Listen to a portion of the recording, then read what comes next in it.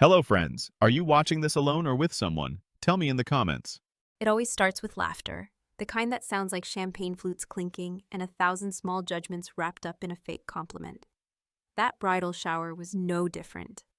The air smelled like perfume, sugar, and competitive success, as if someone bottled insecurity and sprayed it into every corner of my sister Lindsay's high-ceilinged living room.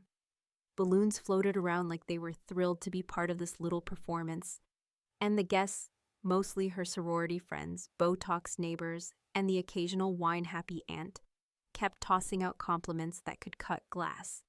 Lindsay was in her element. She always had been.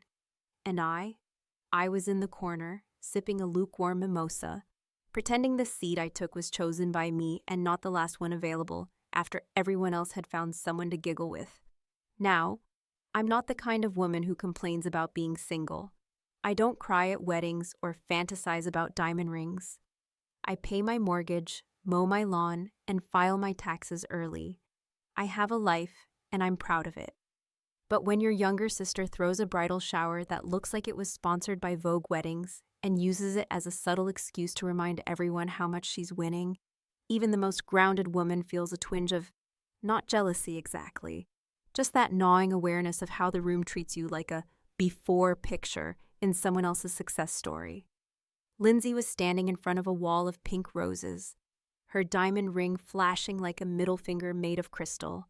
She held up a lacy thong from one of the gift boxes, waved it around, and said something about how it would drive Trey insane on their honeymoon. Laughter exploded. Then she turned her perfectly contoured face toward me. "Rachel," she said, voice sweet like syrup, but eyes glinting with something sharper. "We should get you something like this. Or maybe just a nice robe and some cat food." The laughter doubled, and someone gasped in mock horror. Someone else, a woman I vaguely remembered from Lindsay's college graduation, murmured, "Oh my God, savage." I sat there holding my glass, my heart beating louder than it should have. I smiled. Of course I smiled. Because you can't win by reacting, not here, not with Lindsay. And then came the moment that stuck to me like the bitter aftertaste of cheap wine. Lindsay, already riding high on the attention, tilted her head and said, "You're just bitter because no one would ever propose to you." The room hushed for half a second, unsure if she'd gone too far, but she grinned wide, tossed her hair back like it was all in good fun, and they followed her lead like loyal soldiers. The laughter resumed, more cautious this time, but still present. I just smiled. I didn't flinch. I didn't argue. I didn't tell her about the man who once bought me a ring and who I left because I knew I'd spend the rest of my life settling.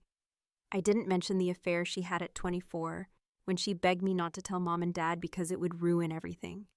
I didn't talk about the nights she called me crying when Trey wouldn't text back for hours and she thought he was sleeping with someone else. I let her have her moment.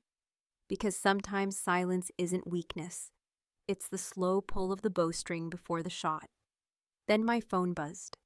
A simple vibration in my pocket, like a tiny secret trying to make itself heard over the noise. I glanced at the screen and saw a name no one in that room would recognize. But the moment I saw it, I smiled for real. Not the kind of smile you plaster on to survive a party, but the kind that starts deep in your chest and pushes its way up like the first breath after holding your head underwater. I excused myself politely and stepped out into the hallway, phone in hand, heart suddenly a little lighter. The voice on the other end was calm, quiet, and respectful. "Hey, we're still good for next week? Just confirming," I replied, just as quietly. "We're good, I'll be there." And that was it, a 5-second exchange, but it changed everything. Because Lindsay might have had the ring, the dress, and the centerpieces with her initials printed on them. But I had something else. Something she wouldn't see coming until it was too late. Something earned, not bought. And when it unfolded, when it played out in front of every single person she invited to witness her perfect life, she'd remember this moment. The laugh, the insult, the smile I gave her right after. Let me ask you something. Have you ever sat in a room where you're the target, the punchline, the one no one bothers defending, and thought, I could destroy every person here if I wanted to, not in a movie villain way, just a quiet, steady knowing, like holding a secret in your mouth and tasting victory before it's even fully cooked. What would you have done in my place? Would you have lashed out, called her a mean little brat who hides behind fake lashes in big events? Or would you have waited until the day every groomsman stood up because of you, not her? Yeah, I waited, and it was worth every second. The rehearsal dinner took place at one of those overpriced faux rustic restaurants with exposed brick walls, Edison bulbs dangling from cords like industrial jewelry, and menus that replaced vowels with ampersands for the sake of looking edgy. The kind of place where people drink cocktails with names like Married and Bitter or Blushing Bride, and the charcuterie board costs more than a week's worth of groceries. Lindsay, of course, had rented out the entire space, ensuring no outsider would interrupt her perfectly orchestrated preview of domestic bliss. Everyone was there, the parents, the pastor, the bridesmaids in matching champagne-colored dresses, the groomsmen with their practiced swagger, and me, perched somewhere near the edge of it all, half invited, half tolerated. From the moment I walked in, it was clear I was a formality, a seat filler in a drama that had long since written me out of the main plot. The wedding planner, a waifish woman with a headset, and the dead eyes of someone who's been screamed at over napkin colors, glanced at my name tag, hesitated, and directed me to a table near the restrooms, with a look that barely concealed her confusion over my presence. To her, and frankly to most people in that room, I wasn't the bride's sister. I was the single auntie type, the one whose story didn't matter because it didn't come with a Pinterest board or a save the date. Lindsay made her grand entrance 30 minutes late, wearing white, even though the invitation specifically asked for elegant casual. She wore it like armor, a visual reminder that this entire production was hers and that the rest of us were just props. Trey followed behind her, all smiles and teeth, the kind of man who looked great in photos and said the right things, but whose eyes never quite landed where they were supposed to. He kissed her hand, made a toast that sounded like it had been copied from a Hallmark card, and charmed the older women with lines about building a future and feeling blessed. I watched it all unfold like a bad sitcom I'd seen too many times. The night was heavy with pretense. Conversations buzzed around me, loud and empty, filled with wedding plans, diet tips, and subtle one-upmanship. I tried to stay invisible, sipping my wine slowly, smiling when spoken to, and counting the minutes until I could leave without it being rude. I overheard someone, I think it was one of Trey's uncles, ask my mother if I'd given up on love, and she responded with a tight-lipped chuckle and a vague comment about me being independent by choice. It would have stung, but I'd long since built up a tolerance to that particular brand of passive-aggressive pity. And yet, beneath all the noise and glass clinking, I felt it again, that low hum of something coming, the sense that this wasn't just another night of being sidelined. Because somewhere in the middle of the dinner, Jake arrived. He was one of the groomsmen, someone I hadn't seen in over a decade. And when our eyes met, something shifted. He wasn't particularly flashy, didn't wear his confidence like a badge, but there was a quiet gravity about him that made the room seem different for just a second. He nodded at me across the crowd. Not a wave, not a smile, just a small acknowledgement, like he knew something no one else did. I excused myself, pretending to take a call, and stepped out onto the back patio where the string lights buzzed in the wind and the music faded into a dull throb. A few moments later, Jake followed. We talked, not about the wedding, not about Lindsay, but about something real, about choices, memories, and that one moment years ago when he was just a soldier on leave, and I was the stranger who paid for his gas after his card got declined on a cold January night. He remembered every detail, said that moment changed something in him, made him believe that some people still do good just because. He said he never forgot it, said he'd been waiting for the chance to repay that moment, not in some grand cinematic way, but with meaning, with weight. That's when it clicked, that this wedding, this entire circus, wasn't just a stage for Lindsay's ego. it was also a stage for something else, something slower, more powerful, a shift, a reckoning. I realized I wasn't just going to sit through this quietly. I wasn't going to wear beige and clap politely and be remembered as the sister who watched from the sidelines. Something bigger was building, and I didn't even have to force it. I just had to wait, let the arrogance of others pave the road, and when the moment came, all I had to do was walk through the door. Back inside, Lindsay made another speech, thanking her bridesmaids and her mother for keeping her sane through the chaos. She didn't mention me, not once, not a thank you for planning help, not a word about growing up together. I wasn't surprised. I don't think she even noticed, because in her mind, I was just a footnote, a forgotten entry in the family yearbook, a woman defined by her single status and the absence of a diamond on her hand. But that's the thing about being overlooked. People stop watching, they stop guarding, and they never see you coming. By the end of the night, Jake had returned to his place at the table, quiet and calm, while I sat back down with a grin I couldn't quite hide.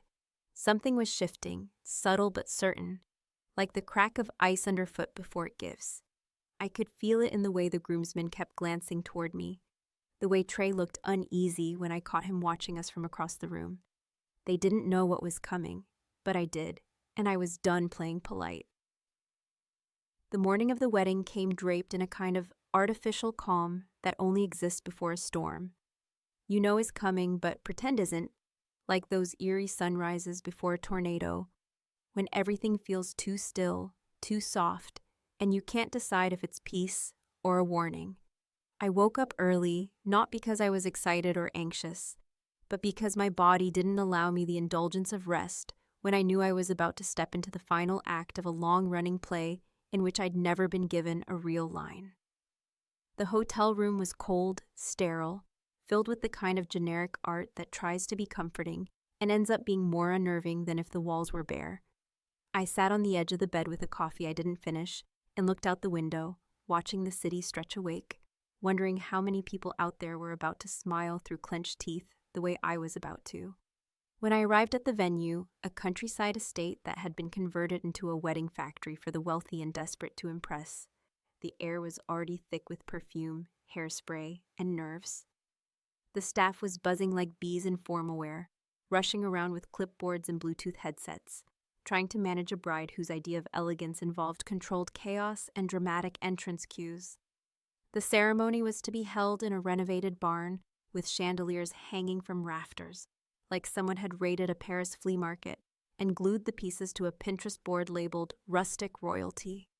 Every detail screamed Lindsay, from the imported eucalyptus leaves on every table to the matching robes worn by the bridesmaids, which looked more like lingerie than anything meant for public consumption. And then there was Lindsay herself, walking around in a silk robe that barely covered her, barking orders with a glass of champagne in one hand and a fake smile she had clearly practiced in front of a mirror for weeks.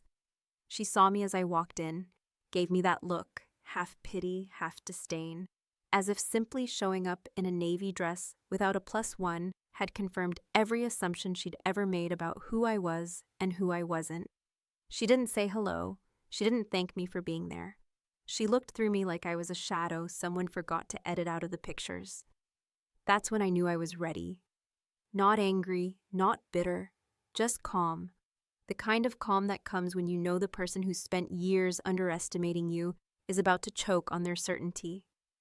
The ceremony itself was a show, every step of it choreographed, every smile fake enough to be preserved in plastic.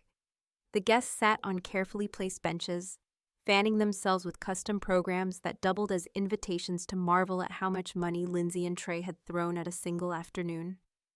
The music swelled, the bridesmaids floated down the aisle like catalog models, and the groomsmen, lined up like soldiers on display, stood with practiced posture, each one playing his part. I sat in the third row, tucked between an aging cousin and a neighbor who smelled like mothballs and regret. My hands folded neatly, my face neutral. I watched it all without blinking. When Lindsay began her walk down the aisle, people gasped like it was the first time they'd seen a white dress. Trey looked up and smiled, but it wasn't real, not to me. Because when you know a man's secret, when you've seen the crack in the mask, you stop being fooled by the polish. Trey looked at her the way an actor looks at a cue card, trained, timed, mechanical. And maybe that's what she wanted. Maybe that was the whole point. But I noticed something else. Jake, standing second to the right in the groomsmen line, stiffened just slightly as Lindsay passed. Not much, just a shift, a micro-expression, the kind of thing most people would miss. But I saw it.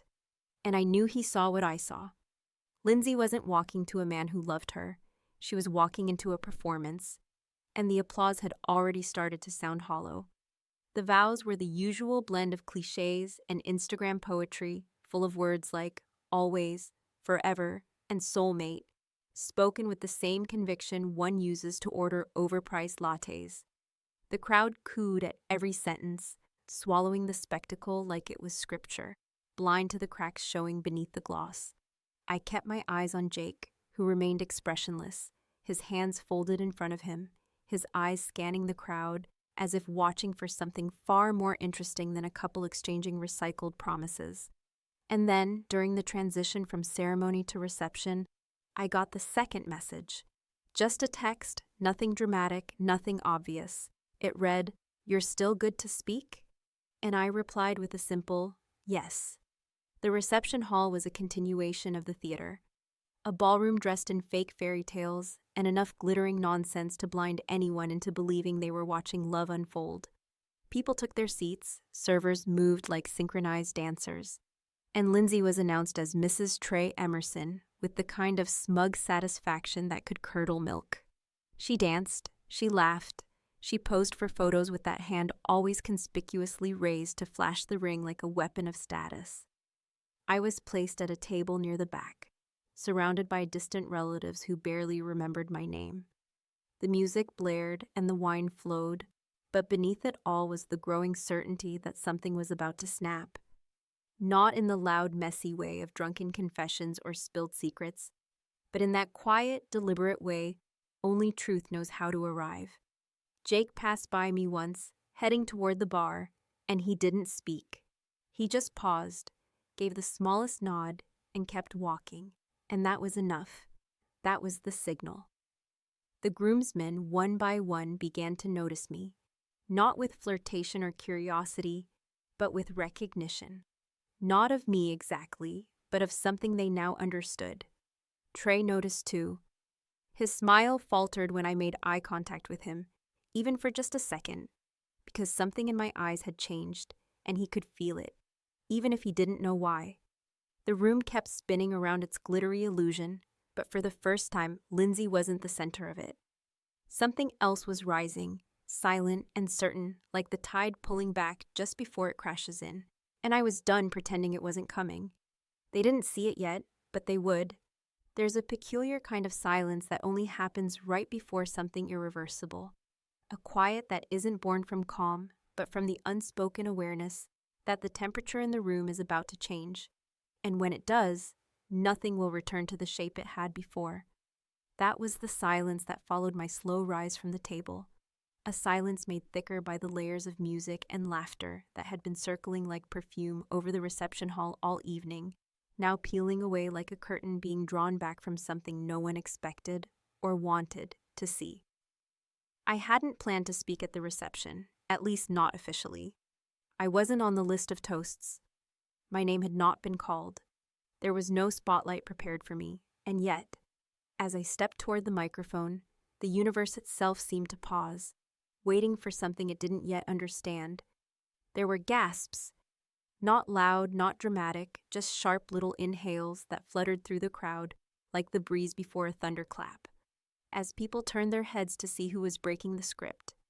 From the corner of my eye, I saw Lindsay's smile falter just a fraction, her mouth still poised in that frozen grin she wore when cameras were nearby, but her eyes narrowing, calculating.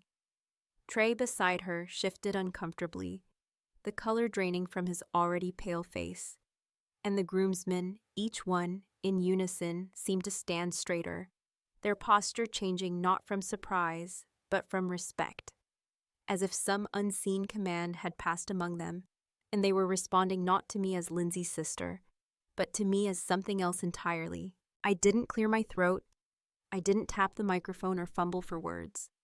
I knew exactly what I was going to say, because I had been saying it to myself in quiet places for years, shaping it not for revenge, not for attention, but because the truth eventually demands to be spoken, whether you're ready or not. I wasn't supposed to speak today, I began.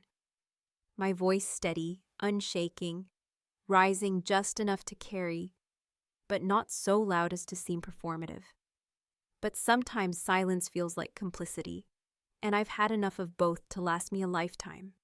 A few heads turned more sharply now. People began whispering, the subtle shift of bodies leaning in, as if their instincts were telling them that something unplanned was happening, something real. I didn't look at Lindsay or Trey. I didn't need to. I want to tell you all a story, I continued, my hands loose at my sides, my gaze drifting toward the back of the room, where the light hit the ceiling in gold patterns, distracting enough to soften the edges of what was coming. Years ago, I met a man just for a moment in passing. He was in uniform, exhausted, out of money, and stuck at a gas station in a town he didn't know. I paid for his tank, didn't ask for anything in return, just nodded and said, "Be safe." We never exchanged names. I didn't think I'd ever see him again. By now, the crowd had fully stilled. Even the servers had stopped moving.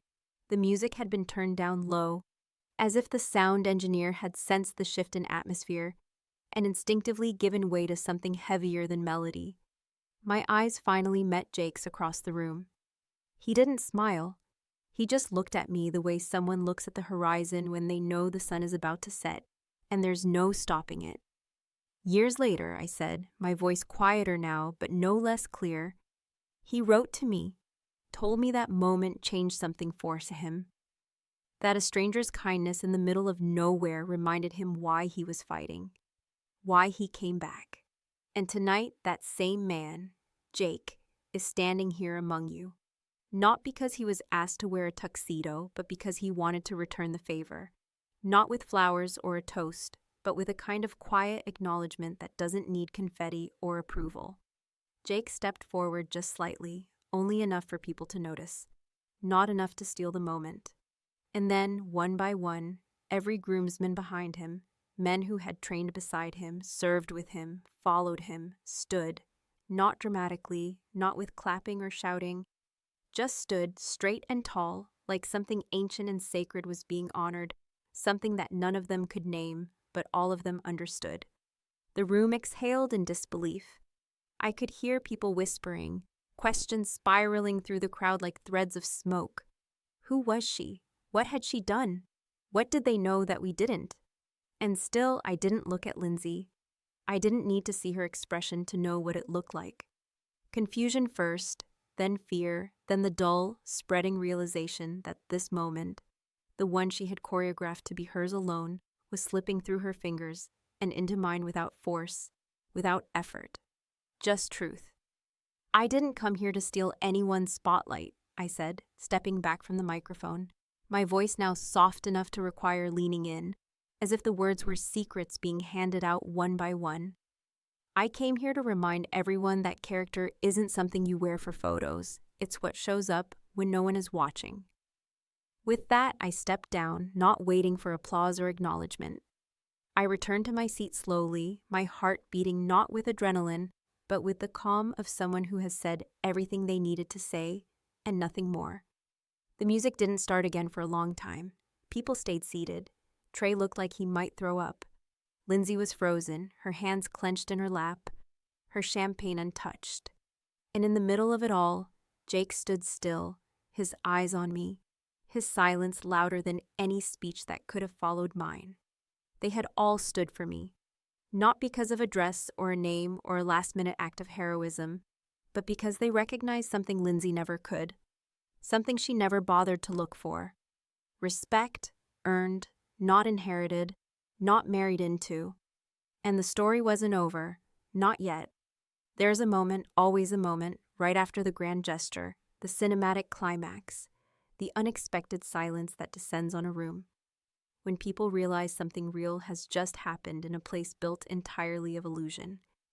When the dust hasn't yet settled and everyone is still pretending not to look, not to whisper, not to feel the ripple of something that didn't fit the script, but is too heavy to ignore.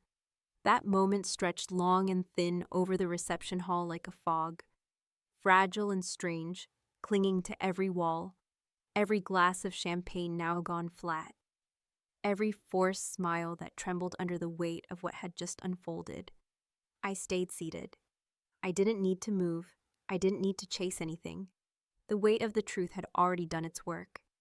And there was a stillness inside me that I hadn't known I'd been craving. Lindsay had gone quiet, which for her was more telling than any outburst could have been. She wasn't the type to handle silence well. It was the one currency she couldn't control, couldn't spin into gold with a clever phrase or a fake apology. Her eyes had that wild shimmer, that barely contained panic of someone who had just realized they were no longer the main character in their own show, and worse, that no one was interested in helping them reclaim the spotlight. Her makeup was still flawless, her hair still perfect, but something in her had cracked. Not visibly, not yet, but in the way she now clutched her champagne flute with both hands, like it might anchor her to reality if she just held tight enough. Trey, for his part, looked like a man slowly realizing he'd walked into a burning building while trying to sell it as a dream home. He tried to laugh, a soft chuckle under his breath, like he wanted to signal that everything was fine, that no one had just witnessed the unraveling of an illusion so carefully built. But his eyes didn't laugh with him. His shoulders were stiff, his jaw tight, and he kept glancing toward Jake and the other groomsmen like he was trying to do the math of a social equation he'd never been taught how to solve. The music, which had resumed tentatively in the background, played the kind of soft, boring jazz that event planners use to smooth out awkward transitions. But nothing could smooth this. The texture of the evening had changed. The flavor turned bitter in the mouths of people who'd come expecting sweetness and spectacle. I could see it in the guests. The older women now clutching their purses a little tighter, the younger ones checking their phones too often, pretending to scroll when really they were just looking for an excuse not to look up. And still, I said nothing. I sat. I waited. I knew it wasn't finished. Not yet. Then the call came for final toasts, that moment when the bride usually clinks her glass, stands under a spotlight, and thanks the universe for aligning so perfectly in her favor. But Lindsay hesitated. She stood slowly, too slowly, and the confidence that usually buoyed her every move was missing, like someone had drained the air from her lungs, and she didn't know how to breathe without it. She lifted her glass, cleared her throat, and started speaking in that carefully polished voice she always used when she wanted to sound gracious but still superior. "I just want to thank everyone for being here," she began, her voice just slightly too high, the words just slightly too slow. "It means the world to Trey and me that you've shared this special day." There was applause, not enthusiastic, just polite, just enough to check the box, but then as she was about to sit, as she reached for Trey's hand with a trembling smile that didn't reach her eyes, I stood again, this time without asking for permission. Without waiting for a cue, without giving her a chance to reclaim what she had already lost. The room tensed. I could feel it. I could feel her freeze before she turned her head slowly, as if hoping that ignoring me might make me disappear. I held my glass, but I didn't raise it. "I wasn't planning to say anything else," I began, and there it was again, that breathless pause in the crowd, that tilt forward in every seat that said, "Here it comes." But something Lindsay said a while ago stuck with me, and since today is about honesty and beginnings, I thought I'd return the favor. Lindsay smiled thinly, a warning smile, a desperate smile. The kind that said, "Don't do this here." But I wasn't going to do what she thought I was. I wasn't going to scream, or cry, or expose. That would have been too easy, too satisfying in a way that only cheapens the truth. I remember being told not so long ago that I was bitter because no one would ever propose to me, I said, my voice steady, my eyes fixed on her butt, soft. Not cruel, just tired. And maybe I was not bitter about the lack of a ring or the absence of a white dress, but about what people assume those things mean, about how easily we measure worth in carats and centerpieces instead of what someone actually brings into a room. The silence that followed was not polite. It was electric. I don't have a diamond, I continued, but I have something better. Something you can't pin to a dress or wrap in a box. I have the kind of respect that doesn't need to be invited to stand. It just does. And I think, today, that's worth toasting. This time, I raised my glass, and so did the groomsmen. And then the guests slowly, hesitantly, followed suit. Even Trey, even my mother. Lindsay didn't. She couldn't. I held her gaze for just a moment longer, then nodded, a small gesture of farewell. Not of defeat, not of triumph, but of release. She had built a tower of attention, brick by glittering brick, and I had simply walked around it. No need to knock it down. It would fall all on its own, eventually. And as I left the reception hall, the music resumed behind me, louder now, more frantic, like someone trying to patch the hole in a sinking ship with confetti. I didn't look back. I didn't need to. Because the truth had already landed, and it had left a mark. Was it revenge? Maybe. Was it cruel? Some would say yes, but sometimes justice doesn't come wrapped in fury. It comes cloaked in poise, sharpened with silence, and delivered in front of every person who ever thought you weren't enough. And I had never felt more like myself.